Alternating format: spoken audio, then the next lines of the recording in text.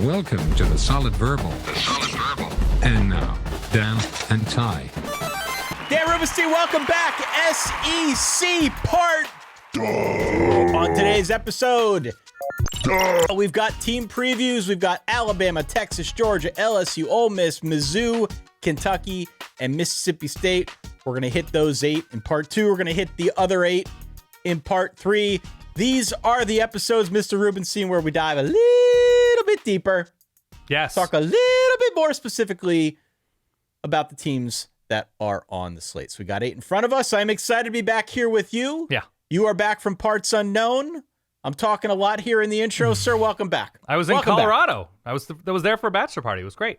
I'm good. Everything's great in my area, in my side of the Solid Verbal universe. I don't have much to add. I'm very excited for facts and feelings about a big host of SEC teams that we're going to talk about. Got a fresh cut. Am clean. Did some yoga this morning. Have some dull bulk fermenting right now. So just like that process, Ty, if you want that funk, if you want that flavor, if you want that warm sensation right when it hits your lips, Ty, you got to put in the work. You got to put in the work. And since fall camp has begun, for all of these teams we're talking about, SEC, Big Ten, wherever, I'm excited to see how that work pays off this fall, because just like sourdough, Ty, you can put in that work, but the oven doesn't lie, Ty. The autumn doesn't lie. Quite excited. Beautiful. Well, welcome back in to you, kind verballerhood. Yeah. We would encourage you, if you have made it this far, to please hit follow or subscribe. We are an independently owned operation, and your support goes a long way towards helping us keep the lights on, helping us make the magic here in advance of the college football season and really the whole way throughout. So follow or subscribe. That goes a long way. Leave a star rating or a review if you're ever so inclined. That absolutely helps and encourages other people.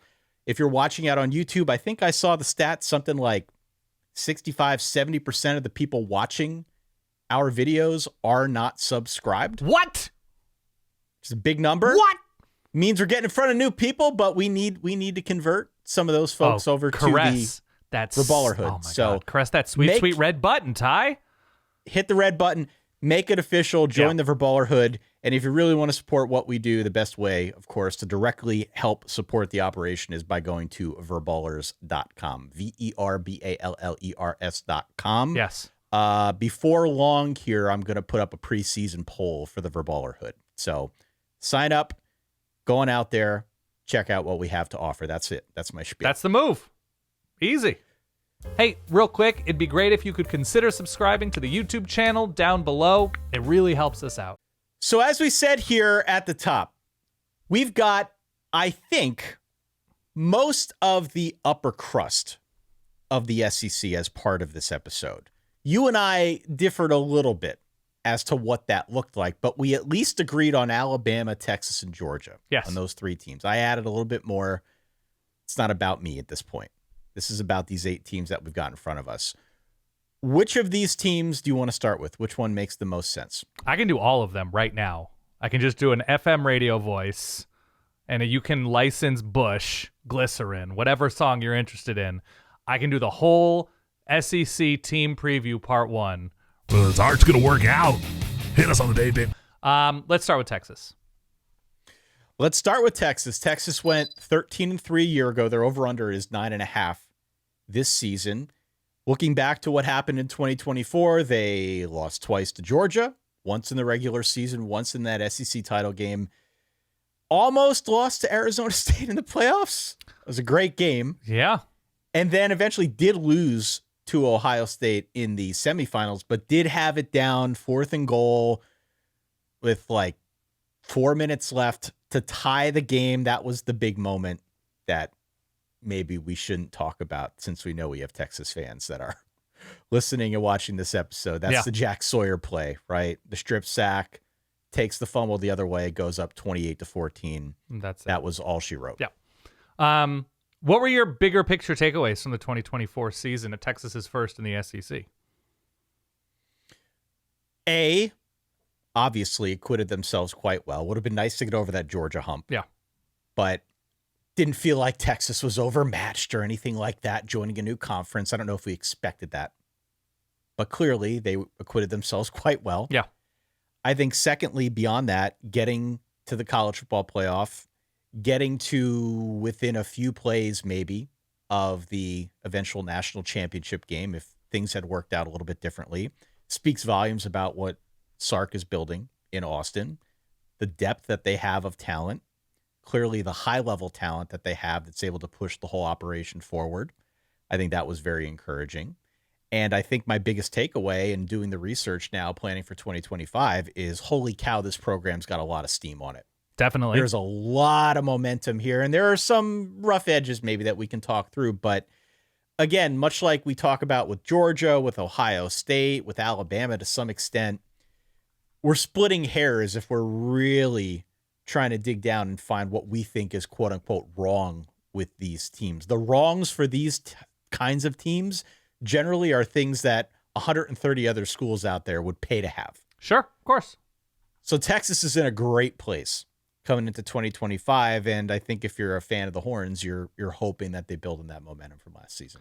Yeah, to me, within the context of it being an excellent season, you're right, there were some rough edges. There weren't always games where they were throwing their weight around like you thought they might, and maybe some of that is Quinn Ewers' injury stuff. The Arkansas game, the A&M game, they score 17 points. I thought there's a case to be made that this was the best defense in the country last year and has a chance to be even better this year, given, Anthony Hill, Colin Simmons, the edge. There's just a lot to like about where the Texas defense is and brings back this year.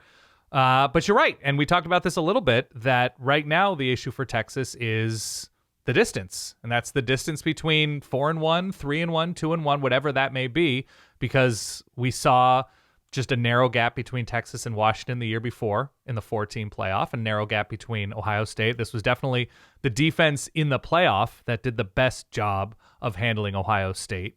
And they were obviously right there. And so now the question is, are the pieces there to once again replicate what they did in 2024 defensively? And what type of new ceiling, lower, higher, whatever, does the offense have after last year? Again, affected by injuries, running back, quarterback, whatever you want to call it. And now with new pieces, both returning and transferring in, what does Texas look like on both sides of the ball now that we are into 2 straight years, is what I'm trying to say, of making the college football playoff top 4. Fascinating story. Can Arch Manning live up to the Manning hype? Sure, he can. Can he do it while navigating one of the tougher road schedules in the country? I think that's the big question for me on the tip of my tongue. That's right on the that's like the headline for me with Texas. Okay, you can't separate the season from the schedule. Yeah. What's Arch Manning going to provide here? And will he live up to that billing? We've been waiting for this for a while. I'm excited we finally get to see him as a full-time starter. Beyond him, this is an elite roster. It's an elite roster, but there is some inexperience out there. Offensive line, yep. I think you got some questions. I do have some questions about the receiving core. Defensive line has a little bit of turnover as well. Again, as I said here at the top of this, splitting hairs when it comes to Texas. I think we trust in the depth. We trust in Kyle Flood to put out an offensive line. We trust on some level in the Manning name. We trust in some level of just in general with what they've got. We don't need to trust the Manning name. We've seen him play college football. Sure. Not a lot, but right. I think what we've seen has been pretty encouraging. So, look, Texas is going to be fine. Texas is going to be in a fantastic place going into this season, but it is a difficult road schedule. At Ohio State to open the year, that's a pretty big one. That is the big one, right, to open up the college football season. At Florida, October the 4th. Florida coming off a bye, by the way. At Georgia, November the 15th. And then it's maybe not a true road game, but they're away from home October the 11th, 1 week after that Florida game when they square off against Oklahoma in the Red River game. So Arch is going to have his work cut out for him. I think what I am most excited to see is how Sark incorporates some of his mobility into this offense. I think it gives it a new dynamic, especially in some of those situations where you need a few hard yards, which is something that, to an extent, plagued them a little bit last season. Our friend, Brett Ciancia from Pick 6, called this out in his preview, and he was specifically talking about Texas in the red zone. Yep. And how this season he is looking for some maybe like more zone read stuff, which is not what they had in the arsenal last season. Mm-hmm. So curious to see how they use Arch just in that capacity, if he's able to elevate them otherwise.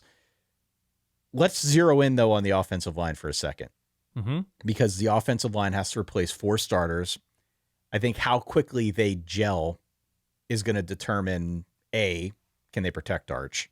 And B, can they get as much out of the ground game as it did last season? The ground game last year with Trey Wisner and CJ Baxter, I guess, before he got hurt, Jaden Ballou, the ground game was, I think, very unheralded, but did a great job. Great job in moving this offense forward. Yeah. So can they do that again? Can they get to the next level with this? I think is going to be a fascinating question. Yep. No, to me, I think the offensive line is going to be fine. It's new guys at a number of spots, but this wasn't a perfect offensive line all of the time last year. And so I think the standard is pretty high. They've recruited very well. I think Brandon Baker is probably going to start on the right side, a Southern California dude who committed a couple years ago. They took a hit yesterday with, I think, a rotation guy who was competing for the right tackle spot. He's out for the year.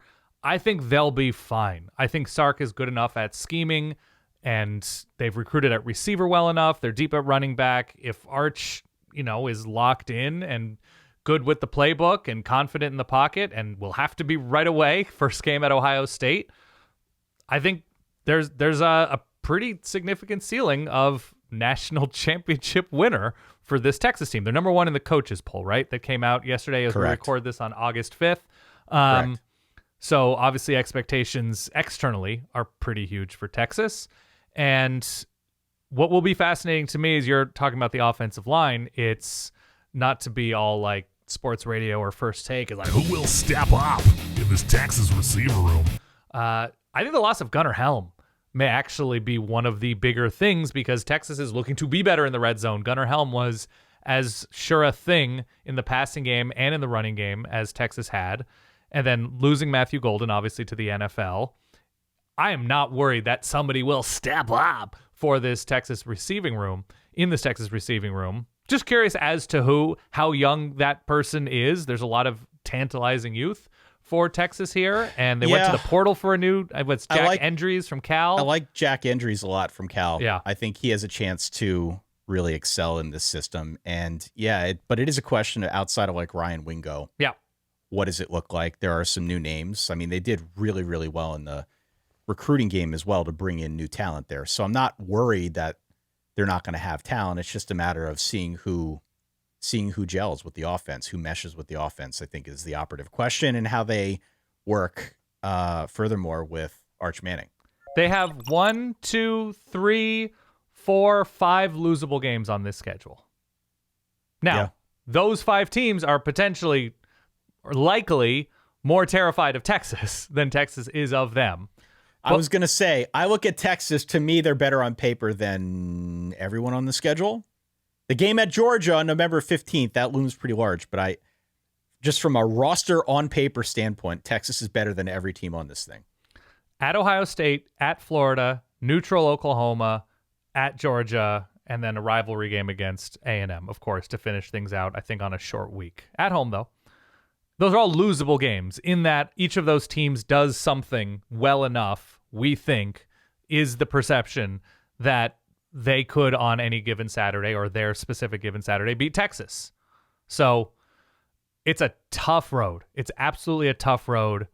I don't think there's any way they go through unscathed. Doesn't mean they're not winning the national championship, but yeah, I don't think so either. I mean, you and I talked through in part 1, we both have Texas playing for the SEC title. I've got Alabama winning it. You've got Texas winning it. Yeah. Maybe we can get to Alabama next. But yeah, I mean, it's a tough road. I could see them dropping one along the way. I don't know where it's going to come from, but clearly the road games, I think, are where you go first if you're trying to find those. I like the defense a lot. I think they are stacked across the board on defense. We'll see on defensive tackle. We'll see what they look like down in the trenches. Yeah. Do have some questions along the defensive line, but provided they can work out some of the line questions that I have, I think it sets up Arch Manning really well. I think they'll find their receivers. I think they can get Trey Wisner going again in the running game. I think this will be clearly one of the 5 best teams in the country. Yeah. Full stop. This isn't rocket science, right? You don't need the PhD. They've got all the talent that they need in order to excel. I think they're going to be great again. They also have Colin Simmons, who fully files under the Mark Jackson, there goes that man. If Colin Simmons is unstoppable and the Pete Kwiatkowski defense, which has deep safeties and, wants you to take shots downfield as they close in on interceptions and passes defended, whatever. If Texas is able to get home, like we think they should be able to up front, because there's going to be so much gravity and attention on Colin Simmons, that there should be opportunities elsewhere, whether it's Trey Moore on the other side or one of the new defensive tackles. They're going to keep teams to 13 points every week. That's just the reality.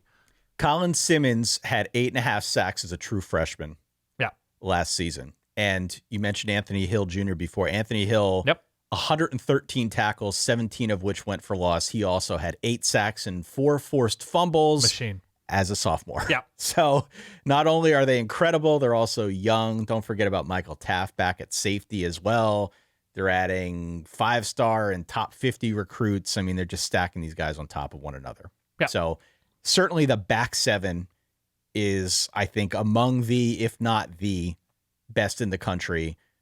We have some questions about both of the lines, but again, probably splitting hairs here. We'll see what Arch can do with this. Yep. Arch is going to have every opportunity to lead this team to an SEC title, into the college football playoffs, maybe play for a national championship as well. Yeah. Nobody has more pressure on them this season than Arch Manning. I think we got to go over 9.5, though. I don't see more than 2 losses on this thing. I'm thinking 10-2. Yeah. 10-2, 11-1, 11-1. 10-2. And I have them winning the SEC, but it's just a gauntlet. It's a road gauntlet. That's just the terrifying thing. They're going to get everybody's best shot.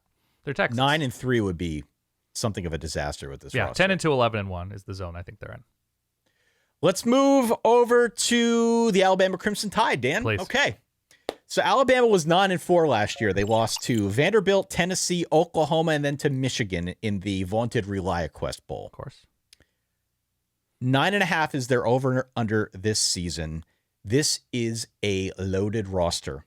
And what I found really interesting when I was going through the Alabama stuff, they are bringing back a lot more than I think we are used to. Yeah, and they all went to Mater Dei. They all went to Mater Dei. Yeah, I think both of their corners went to Mater Dei, right? Xavier Brown and Domani Jackson. There is just so much back in year 2 now under Kalen DeBoer. Plus, he is reuniting with his longtime assistant, offensive coordinator, Ryan Grubb, who's going to come in, he's going to call the offense. We've seen that combination be really, really good in the past. Really good in the past. This was like his right-hand man for 13 years or something like that. So I think given the roster, given what they're now bringing back to Tuscaloosa, anything short of a playoff appearance would be almost inexcusable with this. I have some burning questions, though. Okay. 2 in particular. The most obvious of which, quarterback. Which quarterback emerges from, I guess, the 3-horse race that they've got between Ty Simpson and Austin Mack and Keelan Russell? By all accounts, it looks like it's going to be Ty Simpson, at least to start. But there is some steam on Austin Mack. Keelan Russell obviously steps in as a very highly touted prospect. So what they get at the quarterback position, I think, is where you go first. And then secondly, I do have some questions about the pass rush, and I've seen some others talk about this. Our friend Owen Barnes, who does the Barnes on Bama podcast, he talked about this on his Alabama preview as well. Like, you like guys like LT Overton. I mean, there's plenty of talent along that defensive line, but if you give the quarterbacks as much time as they were giving them last season, they throw down the field a little bit more than you'd want. 102nd last year in air yards allowed per target, despite having the 9th best defense per the SP+. This was an area that I think they were trying to shore up, that they want to shore up. I don't know if they fully did. They are legit loaded at all 3 levels of the defense from a talent standpoint, but the pass rush, again, if I'm splitting hairs, that's something that I look at, especially with what all is returning in the SEC this year. I mean, there's just so much talent. You got to have a good pass rush if you want to get to that next tier. And those are the two things that I think I train in on. Yeah. Quarterback and pass rush. I mean, protecting a quarterback and getting to the other quarterback seem to be the two most important things. They seem to be in a pretty good place at receiver if your starting point is Ryan Williams and Jeremy Bernard. We'll see at tight end. Running back, they look like they're in a decent place. I don't know if there's, we've seen so many like true stars in the backfield for Alabama. I don't know if that person exists in that room right now. It's Jam Miller, it's Richard Young, whoever it is. Yeah. Daniel Hill. I mean, they've got a very, very capable, and I'm probably doing them a disservice, running back room. And the offensive line in front of those running backs should be good to quite good. So that it should be one of the best in the country. Yeah. And then absolutely. Yeah. I think there's enough back on defense, especially the back end at linebacker and in the secondary. I'm confident what they're going to look like in the middle. You're right about the pass rush. To me, it's not a talent thing because with what they were able to do at their best last year on offense and pretty consistently on defense, they should have won more last year. And you look at the Oklahoma game, you look at the Vanderbilt game, you look at some of the losable games that they happened to win against Georgia, against South Carolina. Is Bama any closer to becoming the machine we've come to expect out of Alabama? That we don't need Kalen DeBoer pulling out games like he did last year at Alabama and the year before that, or the couple years before that at Washington. It's if this team is more talented and this team's starting point is ahead of everybody on their schedule for the most part, why aren't we just assuming they're going to win 11 games? And so that's the question to me. It's more of a rhythm of games. It's more of a game planning on the part of Alabama. Now, the Ryan Grubb thing, that there's a shorthand between him and Kalen DeBoer, obviously, and creativity on defense, reacting to what an offense may throw at Alabama that is unusual, like what Oklahoma did last year, getting off the field when Diego Pavia keeps finding first downs. That's going to be the big thing to me is what does the sideline look like when they have to figure out a new out pitch? And so that's my concern with Alabama. I mean, obviously the Ty Simpson thing is huge. But they're great. He's not as mobile as Jalen Milroe because nobody's as mobile. Jalen Milroe. However, I do think there's a chance he fits this offense a little bit better. Sure. I think he's probably going to be better at staying in the pocket. He's probably going to be better at pushing the ball downfield with more reliability. I think he's probably more accurate and less mistake prone than we saw Milroe. Milroe was always a project at the quarterback position, an incredible athlete. But I think Ty Simpson, albeit mobile in his own right, they're not going to rely on the quarterback run with him the way they did a season ago, and it's going to look a little bit more like the Kalen DeBoer / Ryan Grubb offense that we have seen at other stops. Regardless, they'll be fine because they've got 3 good options, I think, at quarterback, and they've got really smart offensive coaches. Whoever ends up starting, beginning of the season, middle of the season, end of the season. Right. Maybe it's the same guy, maybe it's all 3. Who knows? They will be fine at the quarterback position. I'm just curious to see how this looks on, day 1 on the road against Florida State. Yeah, and it's, by the way, the schedule is not nothing for Alabama this year. It isn't. They have the mutual bye, but they travel to Georgia after playing Wisconsin, which I think should be a pretty comfortable win. But they have Vandy after that Georgia game, just like last year in that letdown spot. Last year was in Nashville, obviously.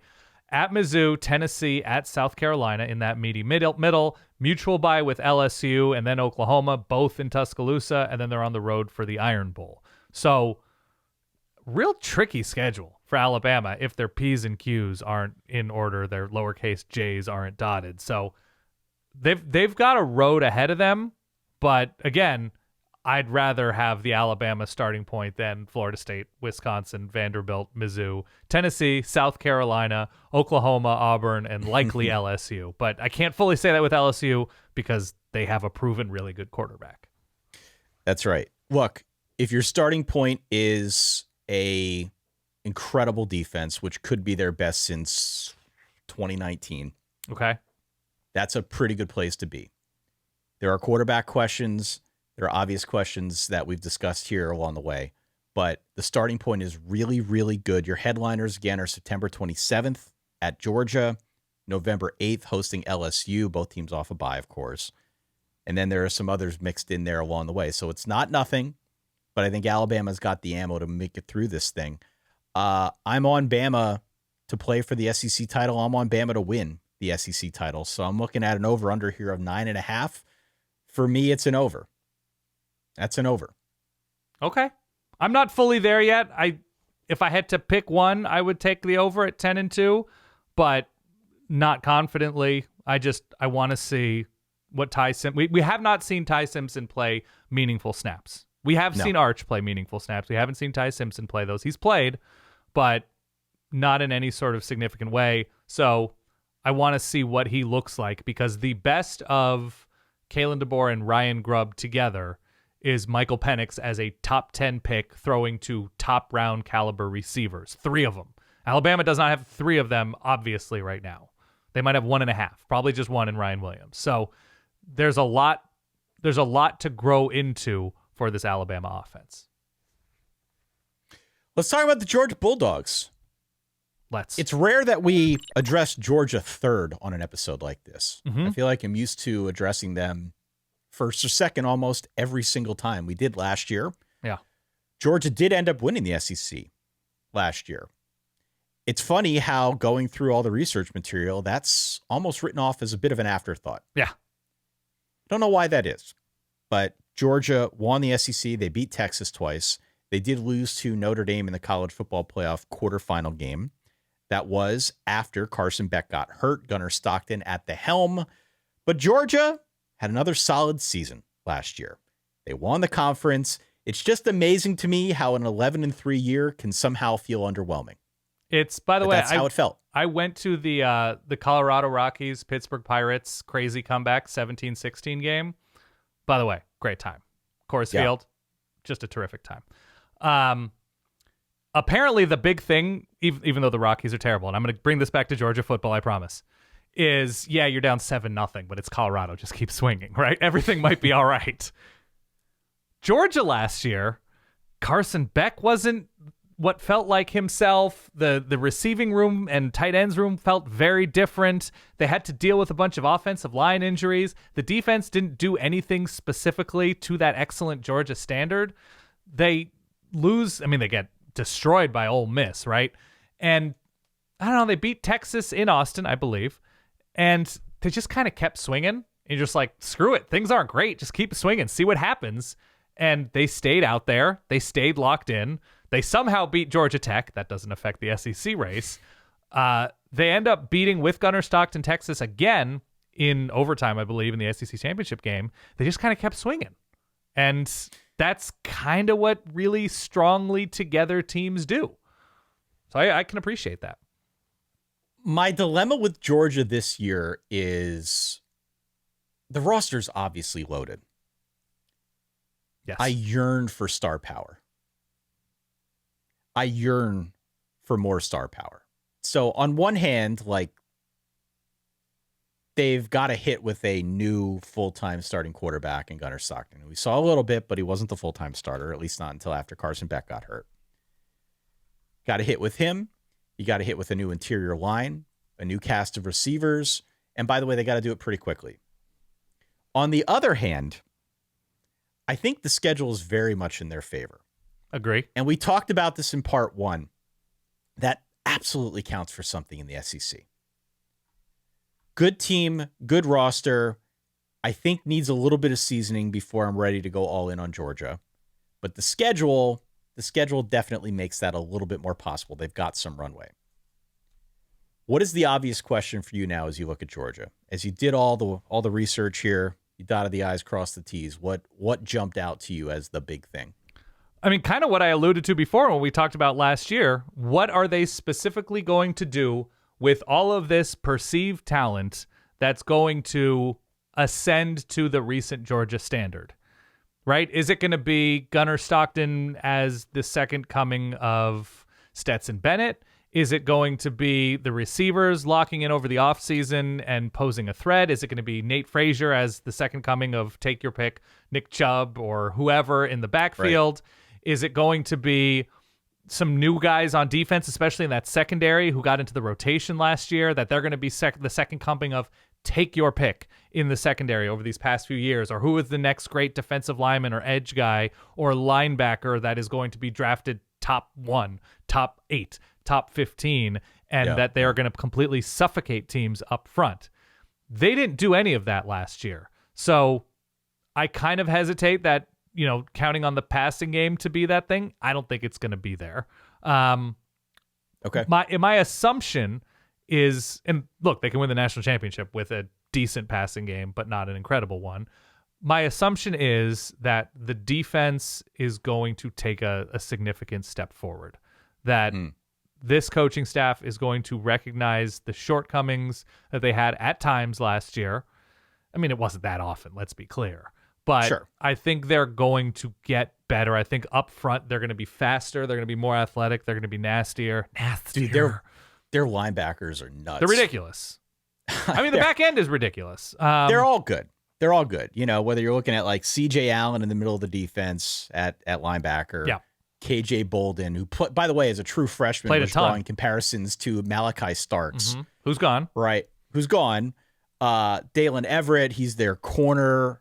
Maybe has a first-round grade for this coming NFL draft as well. And this secondary needs to get better, by the way. There's a ton of star power. They got lit up a couple times last year. They do, and they do need to improve. But to the point, the defense is in a really, really good position. What I thought you were going to say in terms of big questions, and it's not the sexy one, offensive line, man. I agree. And I talked about this a little bit in part 1. Like, we had Bill Connolly on this show towards the latter half of last season. We were trying to figure out in that conversation, what the hell's wrong with Georgia's offense right now? Why does it feel different? And he said, the line stinks. Maybe it doesn't stink the way that some others. Well, when they were as beat up football as they were at times with Tate Ratledge, yeah. But the line was not up to standard, and that affected everything. And so with the losses now that they have along the offensive line, are they going to be able to get back to their normal standard? They're rebuilding the entirety of the interior line here. It goes without saying that you need to have high-level line play if you want to win in the SEC, and I think that's doubly true for Georgia, especially under Kirby Smart. The best versions of this team have been really physical at the point of attack and have enabled them to beat your brains in on the ground. They got to get back to that, or at least closer to that, I think, if they want to excel this season. And that was one of the things that I think I gravitated towards when I was trying to figure out how does Georgia stack up this season with respect to their competition in the SEC. Now, the Gunnar Stockton question is a whole other one. Is he good? Yeah. Is he good? Yeah. He showed flashes, but I've read a lot of people questioning his decision-making in the playoff game against Notre Dame. You mentioned it on the last episode. Felt like the offense was a bit out of sync. To be fair, he didn't drop passes against Notre Dame. That was the responsibility of others. Yeah. There was, of course, that big fumble, I think, towards the latter half of the second quarter that swung things a little bit more in the direction of Notre Dame in that playoff spot. So we just have a big old incomplete right now with Gunnar Stockton. He has drawn some comparisons to Stetson Bennett with the way that they plays the game. He's a bit of an improviser. He can find ways to make something out of nothing. So we just need to see more of it this year, see if he can shoulder that load. With the line questions, with the quarterback question, I think with the fact that they're trying to rebuild the receiver room, some exciting names that they bring in, but there is a lot new on this offense that remains to be seen. So you're not going to move Georgia lower than third on your SEC depth chart. I can't in good faith make that case, but I think it's wise to bring up that, there are a lot of new pieces here, at least on this offense, that we need to at least consider before we go all in on the Dogs. Yeah, I don't love the combination of what Georgia brings back. I think Gunnar Stockton is going to be pretty good. I don't love the idea of Mike Bobo coordinating a national championship offense. No. I'm not there. I don't think there's going to be that spark like there was with Todd Monken running the show. And so that gives me pause. Also, like, the Stetson Bennett bar is the most successful quarterback in Georgia history. Let's be clear. Yeah. I mean, when I draw that comparison, or I should say when others draw that comparison, Sure. I think they're focused more on attributes, obviously not on the production. Stetson Bennett was crazy productive. Gunnar Stockton has not fully had that opportunity yet. Yeah. If he can be 80% of Stetson Bennett, they would take it. Well, of course. They would absolutely take that. But again, to me, it comes back to the line, man. Can they run the ball? They brought over Josh McCray too from Illinois, yeah. Illinois, who I think could fit nicely into that backfield. But how the offense comes together, I think is really that's it. Zachariah Branch from USC and his brother Zion, safety. Noah Thomas from Noah A&M. Thomas, big receiver, trying to stretch the field a little bit more. They're searching on offense. They're definitely searching for players that they have not necessarily found out of the high school ranks, like everybody is, to be clear. They bolstered things on the edge with an Army transfer on defense, but yeah, that to me is the question. Like, is this team capable of scoring 30 points against a decent SEC team? I'm not sure I see it in August right now, but that doesn't mean they can't win games. It's just the manner in which they're winning games. Now look, of the top SEC teams, Georgia's got the most favorable schedule. I think that's right. They only have 3 true road games at Tennessee, at Auburn, at Mississippi State. You'll take those 3. Yeah, non-conference before Georgia Tech, Marshall, Austin P, and Charlotte. Studies in bravery, Ty. Studies in bravery. Continue. They've got 2 neutral siders. They've got the game against Florida in Jacksonville, and then in Atlanta to close out the year against Georgia Tech. Right, but not Bobby Dodd. Not Bobby Dodd. That's why I say neutral cider, but it's in Atlanta. 2 toughest games are at home, and that's Bama and Texas. Ole Miss might be the next toughest game on the slate, depending, I guess, how you feel about Florida. That game's also at home. At Auburn, rivalry game on the road against what should be a pretty good team, and that's Auburn's in the middle of Alabama, Kentucky, which, by the way, they were a gust of wind away from losing that game last year. Yeah. Kentucky at Auburn, Ole Miss. That's a tricky stretch. What I like about this schedule, though, is there are no murderers rows, wounders rows, whatever we want to refer to them here on this show. Yeah.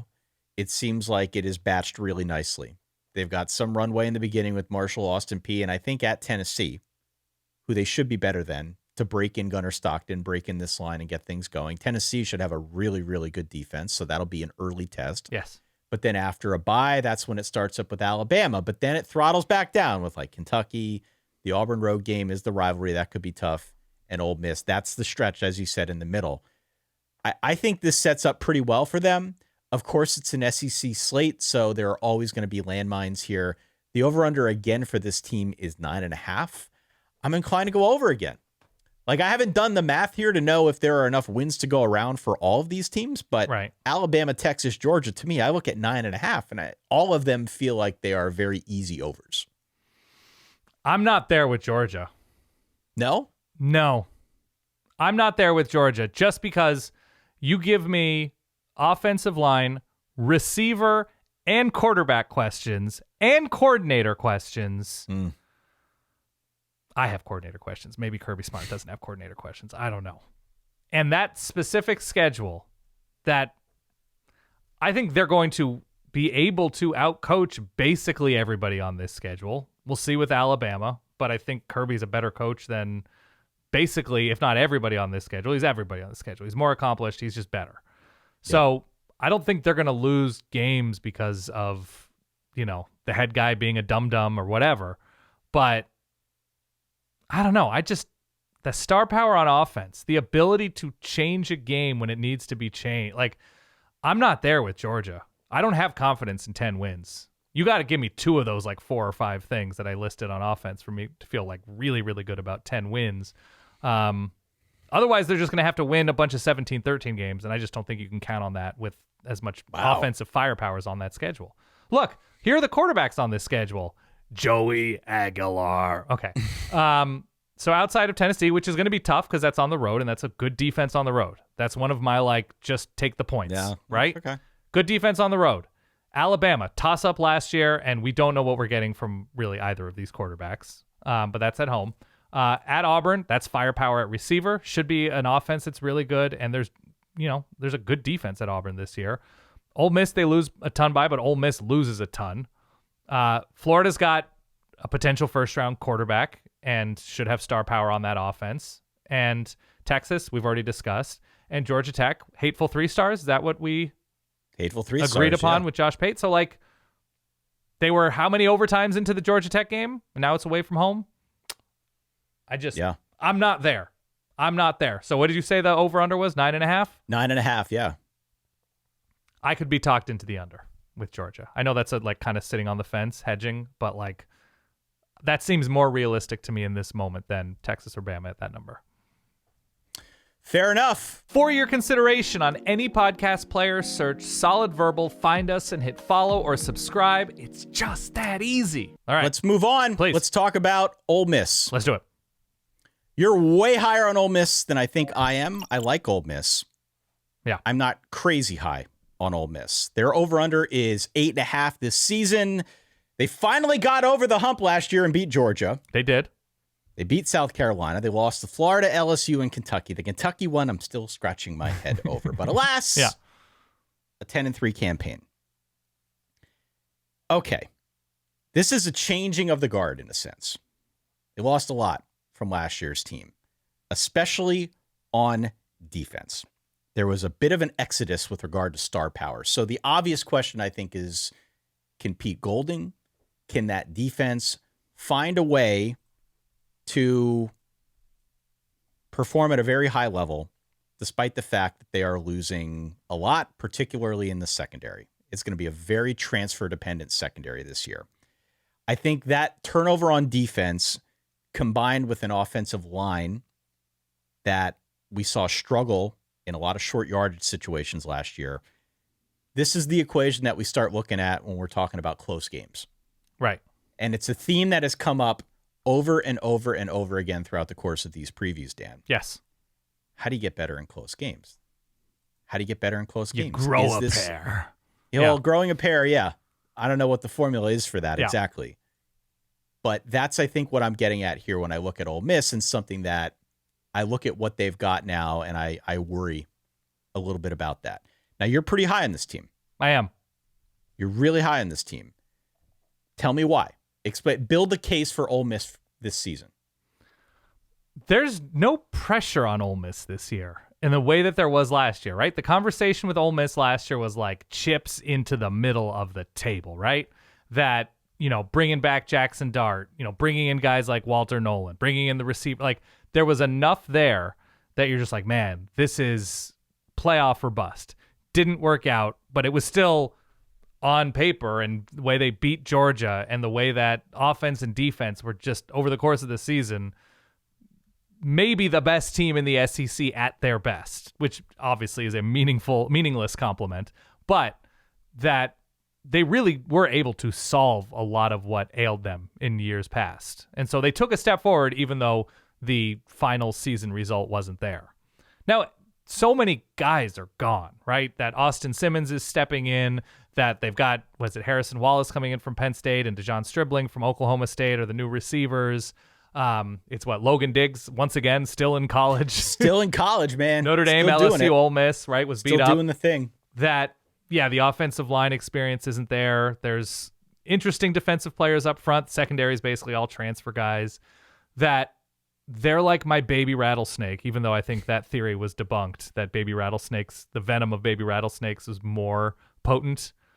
I just think they've got a nothing to lose thing this year, that there's so much pressure on so many of the teams on the Ole Miss schedule, right? Sam Pittman, hanging by a thread.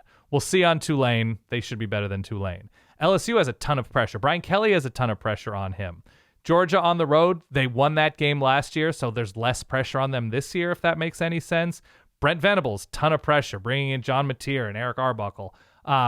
Or is it Eric Arbuckle, right? Ben Arbuckle. I don't know why I keep calling him Eric. Ben Arbuckle at Oklahoma.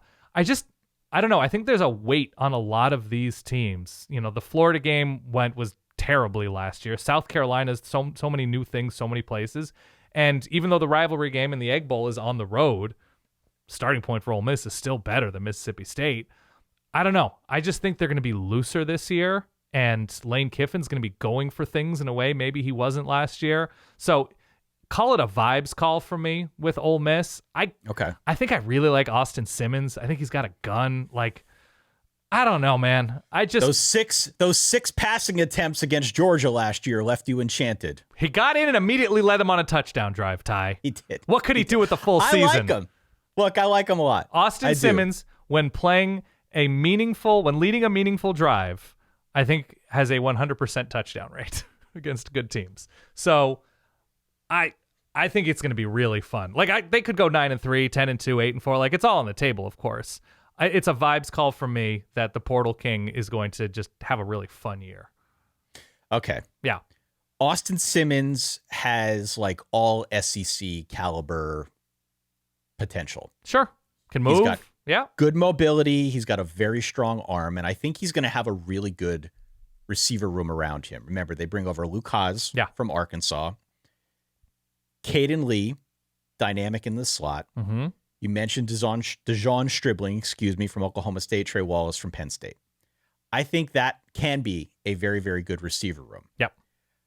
I'm encouraged by what the Portal King has done. I do want to see what the offensive line can do. It was not a strength last season. They did not get much of a push. Short yardage was a significant weakness for this team. Sure. They need to improve there. Full stop. All the other stuff can be very exciting, but I got to see what they can do up front. Yep. And they still had a top 15 offense. Yeah. Absolutely. Defensively, 10 of like their best players are gone. Details. Okay. The secondary, as I said, very, very transfer dependent. Yep. Pete Golding did a really good job. He did do a really good job. They jumped from 23rd to 3rd in defensive SP plus last season. And they were definitely much higher up on the list with regard to sacks. I believe they were 1st. Yep. So I got to see what this defense can do. I got to see if with all the turnover, they can still play at an elite level. I like Suntarine Perkins. That's a great name. Great name out there on the Ole Miss front. 10.5 sacks a year ago, 10 run stops.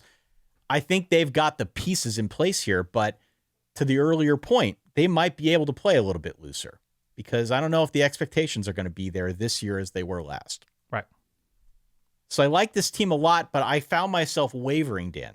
It's okay. How much do I really like them? To what degree can I see this team truly contending for the SEC? Again, the over-under is 8.5 with Ole Miss this season. The schedule relative to the SEC field here is very manageable. Mm-hmm. You've only got 4 road games. You're at Kentucky, you're at Georgia, you're at Oklahoma, you're at Mississippi State. Yep. They avoid Alabama, Auburn, Mizzou, Tennessee, and A&M this year. They still have to play, LSU, Georgia, Oklahoma, South Carolina, Florida, I guess, if you're counting them through. But the crucial stretch for this team is going to be at Georgia, at Oklahoma, home versus South Carolina on October the 18th, October the 25th, and November the 1st. Those 3 games, I think, are going to be the make or break stretch for this Ole Miss squad. Frankly, it's a big shrug for me. Okay. I'm lower on them than you. I'm higher on them than I expected. I don't know what the ceiling looks like because I like the talent. It just feels like a lot of unprovens. Okay. I think it's all fair. I respect everybody's Ole Miss evaluations at this moment because nobody's right. But yeah, it's just a vibes call for me that I like where they appear to be in the pecking order right now. Where do you want to go next? Want to go LSU? Let's do LSU. Fascinating. Maybe the most fascinating of any of these teams. Continue. Why? Okay. So they've got a wild card at quarterback. Agree to disagree, or we both agree? The best of Garrett Nussmeier is a Heisman winner, right? Heisman winner, gunslinger. Is that a word? Sure. Gunslinger, I think, is appropriate. He has an expanded and expansive and expensive wide receivers room. Yes? Yes, correct. Very high ceiling in this receivers room. I don't know who the number one dude will clearly be when all is said and done, but there's options. Could be Nick Anderson if he's healthy or is able to stay healthy after dealing with some health issues. There's a ton there, both in terms of local guys, not local, but guys on the roster coming back and transfer-wise. It's Barry and Brown, who's technically 2 players because he's one of the best kickoff returners in the country. That's right. Running back, they seem to be in good shape. I'm talking about running back, not running game in this moment, okay? That the talent in that room, bringing in the number 1, I think, running back recruit in the nation, Harlem Berry. Caden Durham, I think, is really good. They've got big body dudes. They've got shifty dudes. Like, they've just, like we talked about with Oregon, like the archetypes are there in that running backs room. Yes. They've recruited offensive line well enough to make me think that they'll be, like, the floor is a serviceable floor. Now, it might only be a serviceable floor protecting Garrett Nussmeier. They really do need to get better run blocking, but it's a new line. So you can't necessarily use the weakness of last year's line against this year's line, and they add Alex Atkins. So they kind of have 2 offensive line coaches. Florida State, for a stretch, ran really well when Alex Atkins was there. Offense kind of fell off, but that's not today's episode. And then defensively, the line is deep. They went after a bunch of defensive ends. Harold Perkins is back. Whit Weeks exclusively just tackles everything in a 10-mile vicinity. The secondary looks like it should be in good shape. Like, you can just talk me into 17 different outcomes for this LSU season, and I'd believe you. Brian Kelly is at the top of this all. Like, it's all on the table with this LSU team. They've got like 4 6'10" tight ends ready to roll. I'm just in on LSU being more entertaining than any of the teams we've already talked about. LSU's going all in. Yeah. It's got to be playoff or bust, I think, this year for Brian Kelly. Top transfer haul in the country. Mm-hmm. You got the veteran quarterback. You got a defense that is improving. Yeah. There's a lot to build on here. I love Garrett Nussmeier. Harold Perkins is going to line up at 13 different positions this season. 100%. Yeah. I love Garrett Nussmeier, okay? Okay. He's very clearly a first-round talent. Sure. You cannot put it all on him this year and expect to be a serious contender. You just can't. And that's not even a reflection on him, Dan. I agree. It's just more a function of, I think there being really, really good defenses up and down the SEC this year. Of course. And they're going to figure you out if you're a one-trick pony. You can't do that. I agree. They got to figure out a way to get more on the ground. And you're right. Like, I don't need to go through and list all those names in the running back room. But they've got a stable back there. Mm-hmm. They've got a stable back there. And they've got to figure now a way now with this reconstituted line that lost 4 of 5 starters to take a step forward. They got to take a step forward now. They got to find a way to get something going on the ground. Otherwise, I think this is going to be all on Garrett Nussmeier, which is fun, and he's going to put up like 4,000 yards, but he might throw 15 picks, and you're not going to be able to win the SEC that way. And by the way, sidebar that is related to what you're talking about, we rightfully honor and treasure the contributions of Jamar Chase and Justin Jefferson. Take your pick, Joe Burrow, that team. It can be argued that the heartbeat of that offense was Clyde Edwards-Helaire, right? When things got tough, Clyde Edwards-Helaire. Like, those were the tough 3rd and 7 swing passes that went for 7.5, right? Those were the tough yards in between the sticks. Like, when they are fully operational, it is a complete offense. It is not an air raid. It is not just bombing the ball downfield to a different guy at different play. And so, to your point, desperately needed to make this thing go to the next level. The defense improved by 20 spots in the SP+, and that was in year 1 under Blake Baker. Mm-hmm. I think it stands to reason you're going to see further improvement there. Interesting thing about Blake Baker, I don't know if you saw this in your research. I didn't expect this. Okay. As opposed to a lot of his peers, prefers an aggressive attacking defense. Did you see that? I've got my legal pad right here. Aggressive attacking. They just need to settle on what they're going to do with Harold Perkins. That's all I need to know. Yes. Yeah. One thing Bill Connolly points out, though, is when you attack a lot, you put your secondary at risk. Yeah.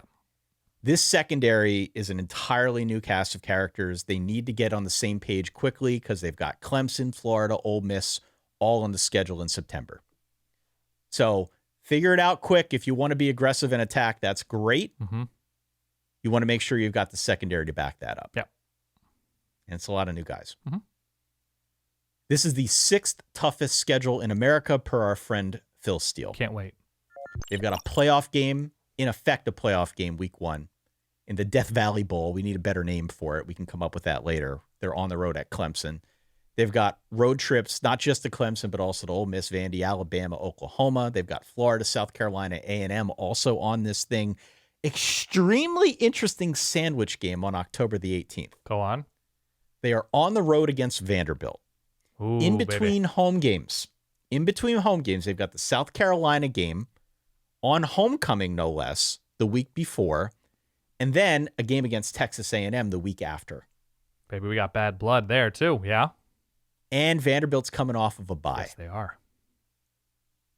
So, it will not be easy for LSU. They did load up in the portal. They do have a ton of talent on this roster, but there are expectations. Mm-hmm. And as opposed to Ole Miss, who we just talked about, I don't think LSU's in a position where they're going to be playing loose. I think they all are aligned behind the fact that they need to get to the playoff this year. Yes. Which is why I think my take on our episode with Josh back on Sunday, go and listen to it, Yeah. is the appropriate take. And that is LSU is going to find itself with this schedule right on the cusp of an at-large playoff bid at 9-3. And I can absolutely see them being, quote, this year's Alabama, Yeah. a team that everybody acknowledges is very good, but maybe doesn't have the full body of work to impress the committee. I could see them being left out. Agree. Be real nice for LSU's sake if Brian Kelly could win the first game of the season, which he has not done yet. And it's at Clemson. And Correct. that would go a long ways to building confidence internally and externally around this LSU team as they navigate this pretty tricky schedule. So I'm with you. Just can't have the Florida State thing, can't have the USC thing. Got to win those 50-50 games. They have that ability. Honestly, there are like 14 things I can't wait to see. Again, there are 7 receivers, 4 receivers, 11 receivers. You want to tell me Aaron Anderson has a breakthrough? Great. Chris Hilton? Great. Any of these guys, I am totally in on them emerging as an all-SEC caliber first-team receiver. And that's pretty cool unless it's just like, yeah, they disappeared for 3 straight weeks in the middle of the year and had 1 catch for 17 yards. That's the only issue there. Fair enough. Yep. Speaking of teams that Dan Rubenstein is all in on, All in. let's go to the Missouri Tigers. Yes. Missouri was a 10-3 team last year. They're 7.5 over under this year. They won 10 games for the second consecutive year, which was the first time that's happened in like a decade. Yep. So clearly, Ole Miss flew a little bit below the radar, but had a good campaign. The obvious question, you cannot start any Missouri preview in 2025 without the obvious question, and that is, what are they going to look like at quarterback this year? Agree. What are they going to look like? Can they get consistent play on passing downs from Bo Preview, assuming he is the guy? I'm not sure I know the answer to that, okay? I know Bo Preview better than most of the people listening to this. I assure you of that. You're his godfather. Yeah, I'm his godfather. Yes. Thank you for pointing that out. of course.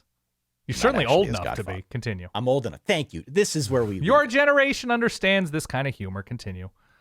Only 56 career passing attempts for Bo Preview.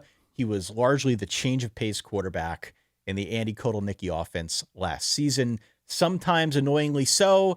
Other times, yes, I might have been on this podcast saying, is this guy better than Drew Aller? Mm-hmm.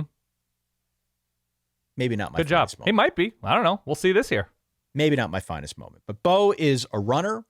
Bo is going to be able to do some RPO stuff in this offense. I think this offense, this version of the Mizzou offense, probably works better with a little bit more of a running attack, which we can talk a little bit about here in a little bit with Ahmad Hardy. But I like Bo. It's just a matter of you can't run the read option stuff. You can't run the RPO stuff. You can't read the zone read stuff all the time. You're going to need to have some pop in the passing game. That, to me, is the unknown with Bo Preview in this offense. I hear you. That being said, there is a lot of talent on this roster. That being said, this is a very favorable schedule. Yes, Dan. sir. That being said, I know we love Eli Drinkwitz on this show. This is a program that has done really well in those close game settings for a couple years running now. Well, this is a guy who just not all the time. Not all the time. I'd like to let's go to evidence A, B, C. We've got a Kentucky game back there. We got a South Carolina game back there. Yeah, the exhibits are adding up. Continue. All that being said, yeah, I like Eli Drinkwitz. I like this roster. Yes. I like Bo Prabula. I don't think I like them as much as you do, though.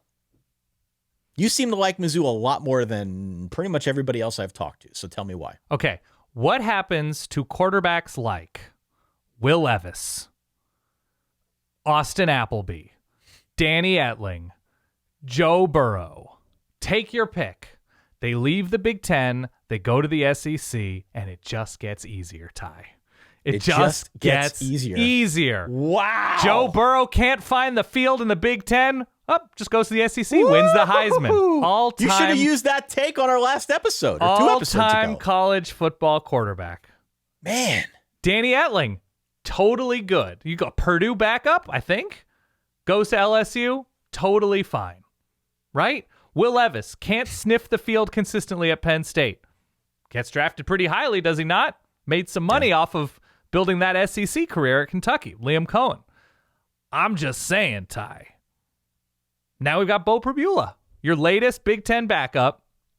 Sees opportunity in the SEC. It just gets easier. Yeah. The schedule's great. Luther Burden's gone. That bums me out. Kevin Coleman comes in at receiver. Ahmad Hardy is very, very good. The Louisiana Monroe transfer comes in at running back. I don't know. We're at the point where I think Mizzou is going to do enough well. The defense didn't fall off after losing Blake Baker last year. And they lose guys, but not a ton of guys off this defense. I just think they're going to be rock solid. And being rock solid against this schedule, if Bo Prabula is that guy, or if it's Sam Horn, who has waited patiently in Como. I think also a baseball player, right? Sam Horn. I think if they're rock solid and they're reasonably complete against this schedule, you can seduce me. I'm seduced by a number of things, Ty. I'm pretty easy. Those who know me know this. I'm pretty easy. You can get under my skin really easily. And Mizzou's getting under my skin in a good way. And so this schedule, coaching continuity for the most part, I think they're going to be, the offensive line, we'll see how they look. I think they're going to be pretty good on the inside. We'll see on the rest of it. I don't know, Ty. You bat your eyes the right way to me, I'm there. I like Ahmad Hardy a lot. Yeah. Ahmad Hardy comes over from ULM. He had over 1,300 yards, 13 touchdowns a year ago as a freshman. Led the nation in forced missed tackles per touch. Yes. I.e., he's shifty. Yes. Oh, by the way, Quinn Ewers leaves the Big Ten. Okay. Goes to Texas. Big Ten backup. Goes to the SEC, immediately takes the SEC team to the SEC championship game. You're going to drop a Quinn Ewers in the middle of my Ahmad Hardy. Continue. And Ahmad Hardy will not take kindly to that, I assure you. Okay. I think the best version of this offense is going to be more run heavy. At a minimum, it needs to be more balanced. I'm not sure about the receiver room. I like Bo Prabula. I still think his best skill set is as a running quarterback. I like the fact that they've got Kevin Coleman, who comes over from Mississippi State, who is a really solid addition. And I think he can give them, some modicum of production out wide. What that looks like in this offense, I don't know. But they do lose a lot with both Luther Burden and Theo Weiss. That, to me, big deal. That is the big deal with this team right now. But I like them otherwise. And I just want to see what Kirby Moore does offensively, what that balance looks like for him. I think the defense is going to remain pretty strong. Added Damon Wilson. Should be a very good edge from Georgia. Yeah. I think the defense is going to be really, really solid. I think the linebacker unit in particular has star potential. I really like Josiah Trotter, freshman All-American last year. So there's a lot to like on this team. The interesting thing, though, about this Mizzou squad is the schedule. And we talked about this a couple times over now, but their first 6 games are at home. Yes. And that includes some biggies against South Carolina, against Alabama. They do not go on the road until October the 18th. As our friend Josh Pate said, there will be people around this fine land of ours that have Halloween decorations up before Mizzou leaves Columbia. Full stop. Correct. It's a pretty good setup. There's only 4 road games on this thing.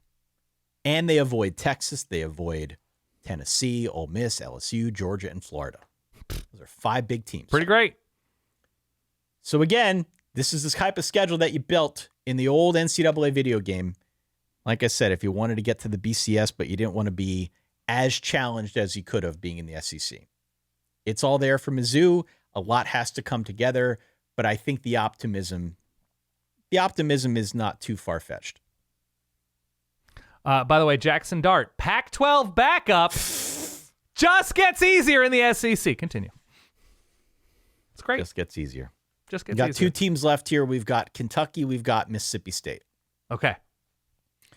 Kentucky went 4-8 last season, and now their over-under is 4.5 for this coming year. They lost the Governor's Cup, I think, on top of all of that, the first time in 5 matchups. Yeah. And lost their most important assistant coach to that team. Yeah. Yes. So this is definitely not a great situation for Kentucky. Now they're trying to fix the offense by bringing in Zach Calzada. Yeah, baby. Zach Calzada's in year 7 now, is he not? Great. Ooh, yeah. Yeah, James Hetfield agrees. This He's been is rebuilt. This is a make or break season for Mark Stoops. He's the all-time winningest coach in the history of the program, and he is clearly under some pressure. It feels to me like Mark Stoops is getting a little grumpier each time I hear him talk. Okay. It was a disappointing campaign a year ago. They went through a massive roster overhaul. They brought in 40 new players through transfers and recruiting otherwise. I think you look at this situation and you say, all right, well, it's a new cast of characters. Mark Stoops has been in this position before where he has rebuilt things rather quickly. And Kentucky, on the whole, has been pretty good under his tenure. The issue, hard schedule. The issue, Zach Calzada? Question mark? Had a really good year last year. The issue, defensive front 7. Yeah, lost a lot. Front whatever. Right? So which side of the coin are you coming down on? It feels to me like there is a lot more negative right now on the Kentucky side than there is positive. Okay. And so last season, I recall having this conversation with you where we were talking it through and we were all playful about it and we're big-time Vanda grifters and Bush Hamden this and Mark Stoops that. None of it worked. No. None of it worked. Beat Ole Miss, but nothing worked otherwise. Right. So what is the thing? Is there a thing that you are latching onto going into 2025, Dan, where you're saying, aha, this is Kentucky went sub 500. Previously, they bounced back with 10 wins. Right. What is the thing that you are hanging your hat on now and you're saying they can do it again under Mark Stoops?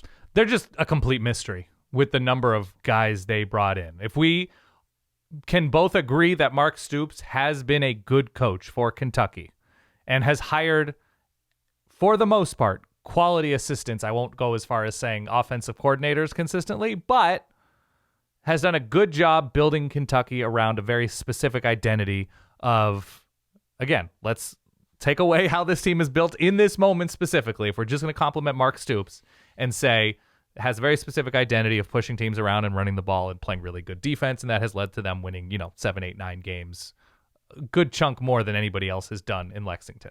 We agree. That has been the history of Mark Stoops, like the best of Mark Stoops and the best of Kentucky football. So we know that that's his preferred way of playing. We know the offensive line fell off. We know there were cultural issues inside of Kentucky's program last year.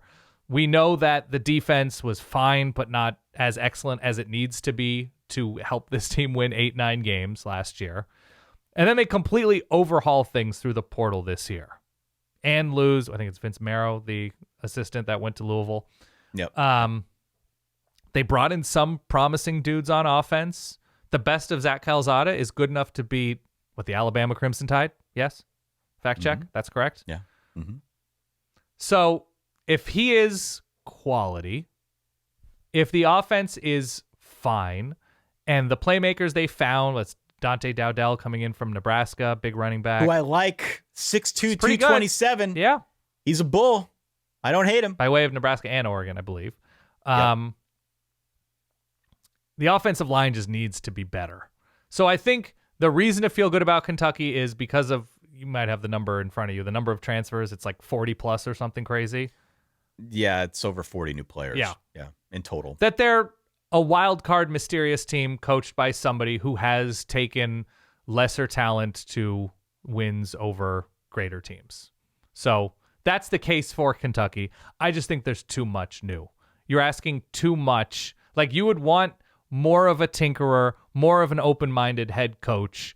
You know, that's why I like Lane Kiffin. They have a ton new, but he's been able to sort of figure it out and do things differently depending on talent year over year. So I'm not super high in Kentucky, but I think there can again be those weeks like they had against Ole Miss, like they had against Georgia, where they game plan well, they do something well enough that gets under the skin in a bad way of whoever they're playing. And even though they go 5-7 or something, that two of those wins come against clearly superior teams. I think it's notable that Kentucky saw two high-profile receiver transfers out. It's not Dane great. Key and Barry and Brown. Yeah. Okay. And we spent 2 years talking about Dane Key and Barry and Brown, how we liked their potential. Dane Key, I believe, was the one who had issues with drops. The whole receiver room had an issue with drops. But these guys have gone elsewhere now, right? We just talked about Dane Key, Barry and Brown transferring out. They're like headliners in their new receiver room. Yeah. And everybody's excited about what they are bringing to bear. Kentucky couldn't get anything, and they had both of those guys. So what's it going to be? How are we going to figure out a way to move this offense forward, given the fact that you're starting a guy like Calzada, who's been around, I think is kind of a known quantity? Mm-hmm. I hope they get back more to a physical brand of football, because that's what we have come to know over the Stoops years, to your point, right? Let's get Dante Dowdell going. Let's use him as the battering ram, 6'2", 227. Hopefully that offensive line can be better. It was one of the worst units nationally last year. So they just have a lot new that they got to figure out up front, really on both sides of the football. And that's just generally not a great place to be in the SEC. No, it isn't. It's part of why I think you and I are reasonably skittish, let's say, on Texas. There are questions. We like the talent. We expect that they'll be fine, but questions. Kentucky is in a much, much different class of questions with respect to their front on offense and defense. Yes. I agree with all that. And so I'm leery about this team. I'm leery that they're going to be able to put it all together quickly. We've seen Stoops kind of do stuff like this before. When he went sub 500, he comes back with a double-digit win team. Like, I'm not rooting against that. Right. But it's just, it feels to me like maybe the trajectory of this program is saying otherwise. That I hear you. No, this time around, he won't actually do it. It is a very difficult schedule. And possible week 1 MAC attack with Toledo coming to town. Toledo is not a bad team. No. I'm not saying they're going to beat Kentucky, but Toledo is going to fight. Raise your antennae is what you're saying. Yeah. That's what I'm saying. Can I give you some sandwich facts or let down look ahead facts with Kentucky? Please. They're kind of spicy. Okay. Kentucky has South Carolina after South Carolina is at Mizzou. Okay. Mm-hmm. Kentucky has Georgia after Georgia plays Alabama. Game's at Georgia, but it is a letdown spot, as we've seen in the SEC. That can wreak an ugly head for a lot of these teams. Kentucky has Texas after the Red River game, and that's at Kentucky. Kentucky has Tennessee after Tennessee plays at Alabama and before Oklahoma. Kentucky has, I don't know if Auburn is, it's between two road games for Auburn. So, maybe that's a nice spot for Auburn. Kentucky has Florida after Florida plays Georgia and before Florida is at Ole Miss. And they have, I think that's it. They have Vanderbilt, but I think Vandy has a bye, but it's between Auburn and Tennessee. So if Kentucky is a wild card, which is probably about the best they can hope for, positionally, they're not super bad. and the way their schedule positions out. Yeah. I think this is it for Stoops. That's such a Kentucky schedule, though. I know. Kentucky is born to get you when you're not ready. That's all. Again, it was 2021. Had the a simpler time, Ty. A simpler time indeed. Had the losing season, turned it around, went 10-2 the next year. I'm not feeling it, but there are some spicy elements to that schedule. I'll give you that. Who is your guy out wide? Your do-everything Kentucky receiver that year? Wandale Robinson. Oh, gosh, you're going to drive me crazy. The Nebraska transfer, right? Yeah. Oh my God. I'm looking this up. Fact check. How quickly can I do this? People are yelling at their... I know. God, I've got a million screens in front of me. I can't put the names. Oh, a reverse Dane Key, right? Reverse Dane Key? Wandale Robinson? Wandale. Wandale's my guy. Yeah, and all I'm thinking about here is the Giants drafted him. I should know who he is. Yeah. I put you on the spot. You're knee deep in like Keyshawn Silver being gone. I get it. Let's close this out with Mississippi State. Okay. Mississippi State 0-8 in the SEC, 2-10 overall, and over/under this year of 3.5 games. It was Jeff Lebby's first year. Yeah. In the SEC. It was, I think, tied for the program's worst record in 36 years. So not a great start, but not unexpected, given the context. Now the question is, in my view, can the defense improve enough to at least keep them in games? Yeah. Do they have like open tryouts in the sociology building? Yes. They're posting flyers? Yeah. Don't. It sort of undermines everything that I think we know this guy can build offensively. He is an offensive-minded coach, but you got to have the defense there. The defense was historically bad last season. It was the 9th worst nationally, the 3rd worst in the Power 4, in things like defensive EPA per play, blah, blah, blah. Now they've got a brutal schedule again. So I think the expectation is that there will be some improvement because last year was so bad. But how much, and is it going to be enough to get them to 4 wins given this schedule? It's a really, really tough road.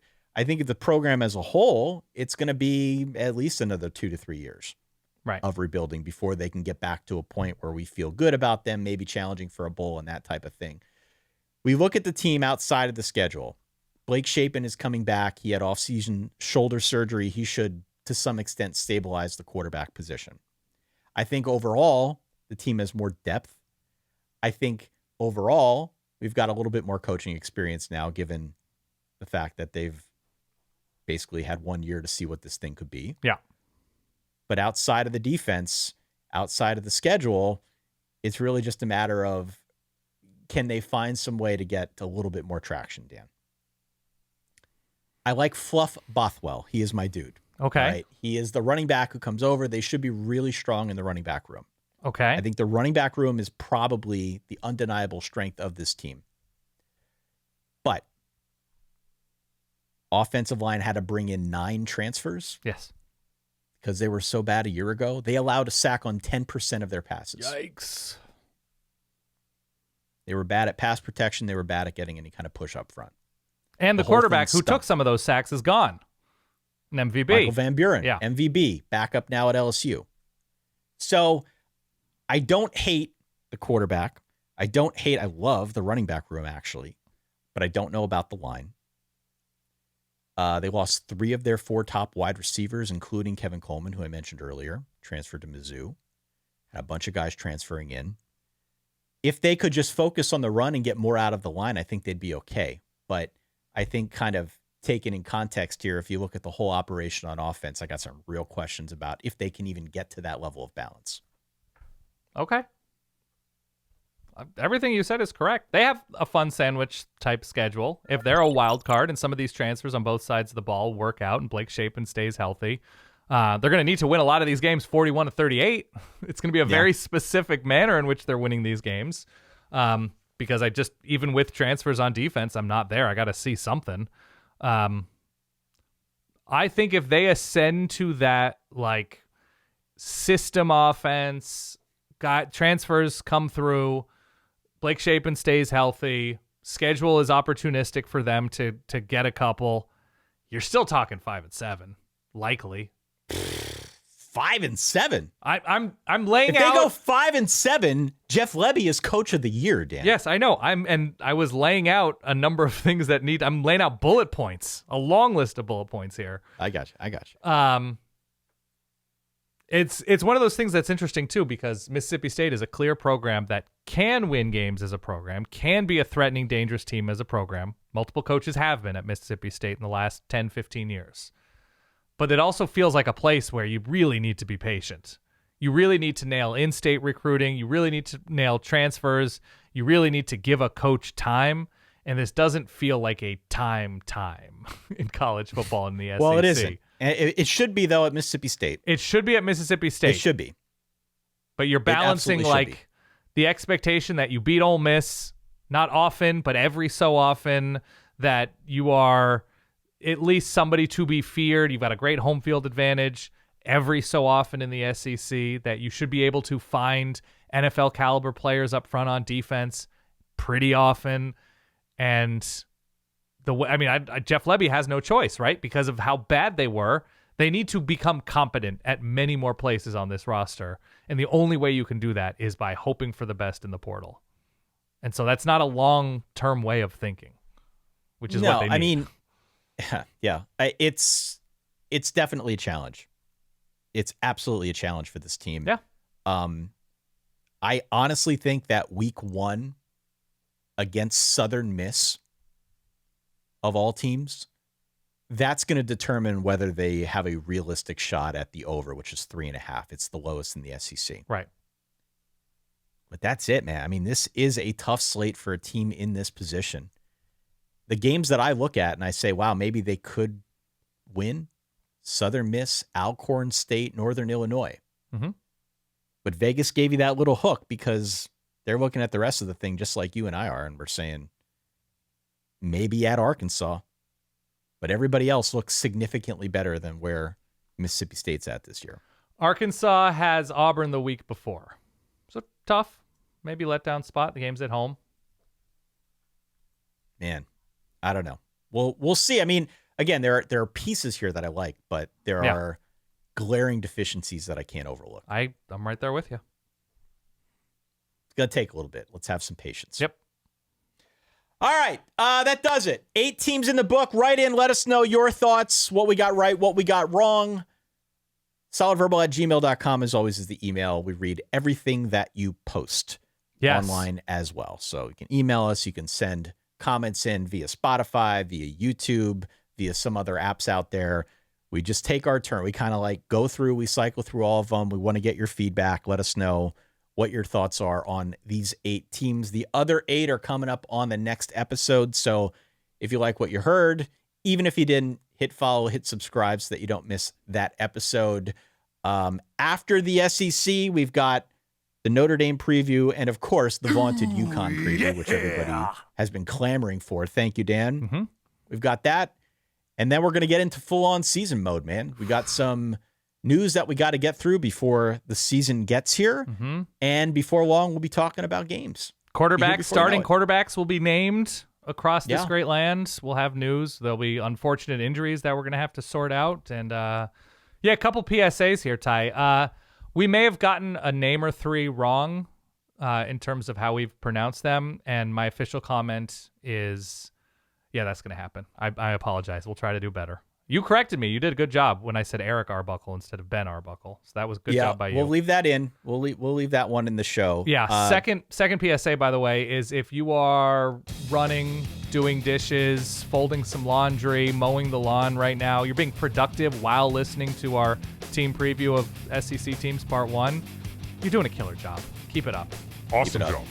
People appreciated that, Dan, on the last episode, or one of the last episodes when you gave that. Yeah, I just want to make sure people are seen, that they're contributing to society in the micro, in the macro, bettering themselves, bettering their situation. Great job, everyone. If you're listening to this while in a yoga class, namaste. Namaste. Yeah, that's it. All right.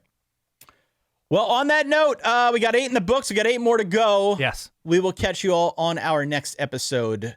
Thank you for bearing with us. Thank you for your undying support. We'll be back shortly to round out the SEC for that guy, my good friend Dan Rubenstein, for myself, Ty Hildenbrand. Thank you, as always. We'll see you soon. Stay solid. Peace.